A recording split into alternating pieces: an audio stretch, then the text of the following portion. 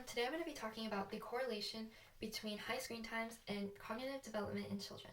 So we all know of, heard of, or have seen an iPad kid. And iPad kids are simply children, young children, who have constantly have technology in their hands or a screen in their face.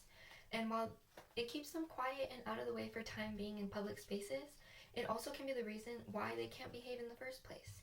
High screen times can lead to behavioral issues, and many parents don't know about it because their children have grown up with technology. So, not much research has been done about the correlation between brain development and high screen time use. And so, today I'm going to be talking about how high screen times have a negative impact on brain development and the importance of managing and building a healthy relationship with technology in young children. And so, first, I'm going to talk about the parts of the brain that high screen times affect the most. So first is going to be your frontal lobe. Your frontal lobe is the frontal part of your brain that is responsible for your mood regulation and your attention span. And high screen times lead to a suppression in development in your frontal lobe. So while you think your child is having an outburst because they just want their tablet, they're really having an outburst because they don't know how to handle those emotions because of the high screen times that they're exposed to. Next is going to be your cortical thickness, or the gray matter in your brain. And that is the lining around your brain that's responsible for your speech, your ability to learn language, your perception, and your understanding and your processing of information of the whole world. And with high screen times becomes a thinning in your cortical thickness. Next is going to be your sulcal depth of your brain. And that is basically just the ridges in your brain that shows your brain is developing. So over here is going to be a graph of a study done by Chloe Wilkinson from 2019 to 2021, showing the percentage of children from 2 to 4, 5 to 9, and then 10 to 12 of their screen times. And you can see that while there is a difference, there's not a big difference in high screen times between very young children and preteens. And if these children have developed high screen times from an early age, their sulcal depth can look the same as a child who only has high screen times from 7 to 10 instead of them being from 2 to 4.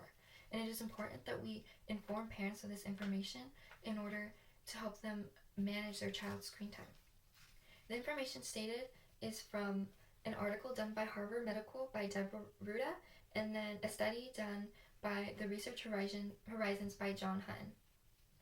And so next I'm going to talk about a study done by John Hutton on 52 healthy 3 to 5 year olds. And this was basically just to study their brain structure and development with their recording screen time. And so it showed that high screen times can lead to a high process of visual processing and high development of that, but it can also lead to underdevelopment of high order areas that support more complex skills. So your cortical thickness and your sulcal depth have been linked to language development, reading skills, and social skills and memory, along with your ability to express your emotions and your ability to perceive others' emotions. And so through this study, he saw that children with high screen times have lower development in these areas, and so they're not as highly perceptive as children with lower screen times. And it is important for parents to know that while it is easy to give their child a screen to get them to behave, it is going to be harder to reverse these long-term deficiencies in their brain, and it is going to be harder to develop these areas that were underdeveloped when they were younger. And while screen time can have an initial effect on your child, it can also have a very long-term effect as well. And so most of the long-term effects on children are going to be throughout their 10 to 12 through teenage years. And so viewing television and playing video games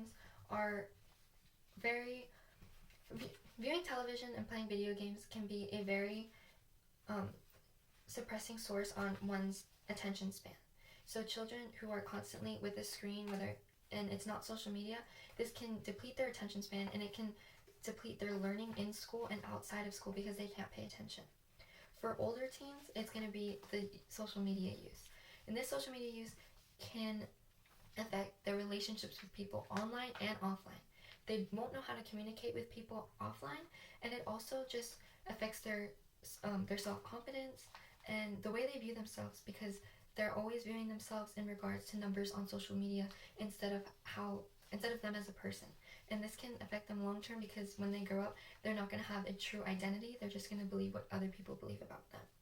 And all of this information was done in the University of Auckland research by Chloe Wilkinson.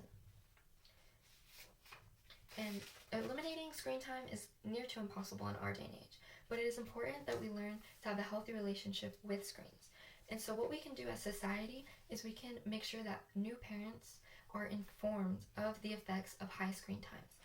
Can either be through classes, online articles, or pamphlets given to or provided for new parents at their doctor's appointments or after the birth, just so that they know of the effects of technology, and they can be the ones to expose their children to that. Next, it can be how parents can manage their kids' screen time.